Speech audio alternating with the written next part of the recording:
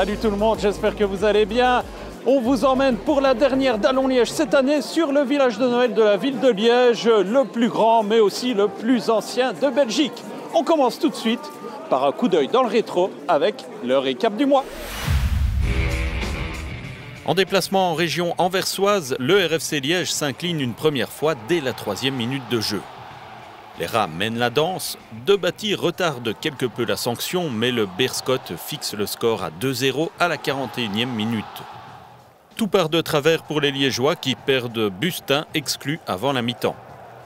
À la 71e, Debatty se retourne une dernière fois, c'est 3-0.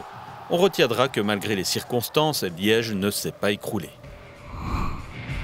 Un derby, ça ne se joue pas, ça se gagne. Merlène balance vers Bertaccini, plus rusé que la défense cérésienne. Et voilà un premier pas vers la victoire dès la 17e minute de jeu. À la 63e, les Sangs et Marines passent en mode tempête hivernale. Long ballon de Nissen vers Bertabut qui dégivre les filets. 2-0 et 11e réalisation de la saison pour le meilleur buteur du championnat. 8 minutes plus tard, Serein réduit l'écart sur la patinoire de Raucourt. Mais Liège garde sous son manteau blanc les 3 points au chaud. Après le derby liégeois, un derby wallon. À la 25e, Liège fait l'essentiel grâce à une belle action collective ponctuée comme il se doit par Benoît Nissen. Les joueurs de Gaëtan Anglebert l'emportent 1-0 et terminent le premier tour à une très encourageante 6e place. Prenons un peu de hauteur à présent. L'objectif de l'année a été atteint par l'équipe première avec le retour en pro. Après 5 mois en Challenger Pro League, nous avons voulu savoir comment les supporters vivaient ce nouveau statut du club. Julien Haid et Sylvain Arnon sont allés à leur rencontre dans les travées du stade de Raucourt. Soutien indéfectible du club, les supporters du RFC Liège sont passionnés par le blason Sangs et Marines, heureux de voir leur couleur évoluer en Challenger Pro League. Que pense-t-il du niveau de l'équipe après 5 mois et 15 rencontres au 2e échelon national? Moi je suis très contente, j'espère qu'on va monter. Pour moi, bon début de saison, malgré des hauts et des bas. Maintenant, comme je dis toujours, c'est l'objectif, le maintien. Il ne faut pas avoir trop grand. Je pense qu'on ne peut pas rêver mieux pour l'équipe qui monte, avoir les résultats qu'on a, alors qu'au départ, on devait jouer la descente et le maintien. Je pense qu'on ne peut pas rêver mieux que ça. On n'a pas à se plaindre, on est vraiment content d'eux et voilà. On espère que ça va aller pour la suite de la saison du coup. La satisfaction est de mise en ce début de saison, d'autant que les Liégeois évoluent dans un championnat au niveau plus élevé. On était un peu plus au-dessus en National 1 qu'ici, tout le monde, on ne sait pas dire contre qui on va gagner, contre qui on va perdre.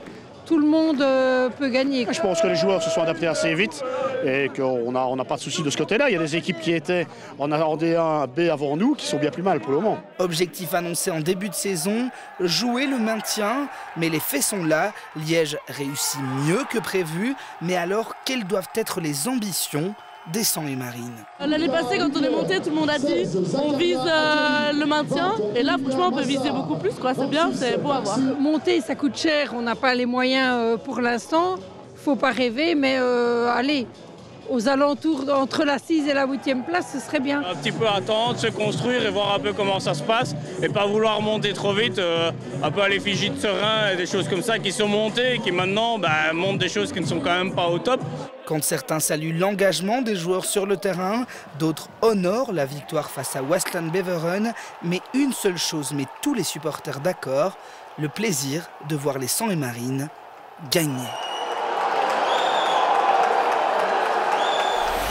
Il porte les couleurs liégeoises depuis l'été 2022. Le Français Ryan Merlin a pleinement collaboré à faire de 2023 une année inoubliable. Après Jérémy Liokalima le mois dernier, c'est au tour du numéro 6, Sangs et Marines, de se plier à l'interview Amour Foot.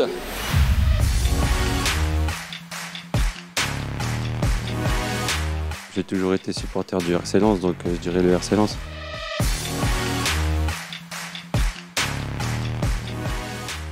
Je suis pas un joueur qui fait beaucoup de choses techniquement par le dribble, mais je dirais plus la feinte de frappe.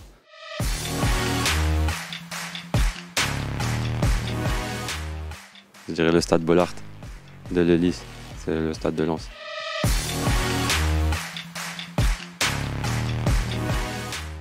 prendrais Tony Kroos. J'ai toujours été inspiré de ce joueur parce qu'il a une qualité de passe hors norme, une belle frappe et je pense que ça me ressemble plus dans son style de jeu.